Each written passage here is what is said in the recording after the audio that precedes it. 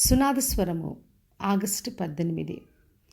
అంతట పేతురు, వెండి బంగారం నా యుద్ధ లేవు, కానీ నాకు కలిగినదే నీకిచ్చుచున్నాను. నజరేయుడైన యేసుక్రీస్తు నామమున నడవమని చెప్పి. అపోస్తల కార్యములు 3వ అధ్యాయము 6వ వచనం. దేవాలయం దగ్గర జరిగిన అద్భుత కార్యం గురించి ప్రభు మనకి ఈ రోజున బయలుపరుస్తున్నాడు. మరి పేతురు, యోహాను దేవాలయం దగ్గరికి వెళ్ళినప్పుడు పుట్టినది మొదలుకొని కుంటివాడైన ఒక మనుషుడు అక్కడున్నాడు. మరి దేవాలయంలోకి వెళ్ళే వాళ్ళని భిక్షం అడుగుచు ప్రతిదినము దేవాలయపు ద్వారం దగ్గర ఆయన ఉన్నాడు. అప్పుడు పేతురు, యోహాను వచ్చి మా తట్టు చూడమని చెప్పారు. మరి ఏమైనా దొరుకుతుందేమని కనిపెట్టుచు వాళ్ళ వైపు చూశాడు.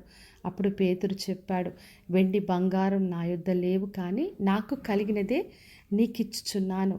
నజరేయుడైన యేసుక్రీస్తు నామమున నడవమని చెప్పాడు. మరి కుడి చేయి పట్టుకొని లేపినప్పుడు మరి ఆయన దిగ్గున లేచి నడుస్తూ గంతులు వేస్తూ దేవుని స్తుతిస్తూ వారితో కూడా దేవాలయంలోకి వెళ్ళాడు. అంతవరకు దేవాలయం బయట ఉండి భిక్షం అడుగుచున్న ఒక వ్యక్తి, బలహీనుడుగా ఉన్న ఒక వ్యక్తికి యేసుక్రీస్తు నామం ప్రకటించబడిందో అప్పుడు ఆయన స్వస్థతను, విడుదలను పొందుకున్నాడు. మరి దేవుని స్తుతించడం మొదలుపెట్టాడు.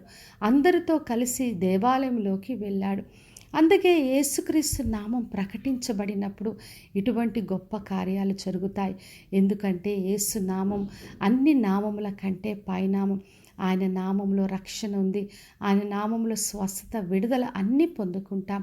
కాబట్టి మనము యేసుక్రీస్తు నామాన్ని ప్రకటించినప్పుడు, ఉచ్చరించినప్పుడు ఎన్నో గొప్ప కార్యాలని మనం చూస్తామని ప్రభు ఈ రోజున మనకు వాగ్దానం చేస్తున్నాడు.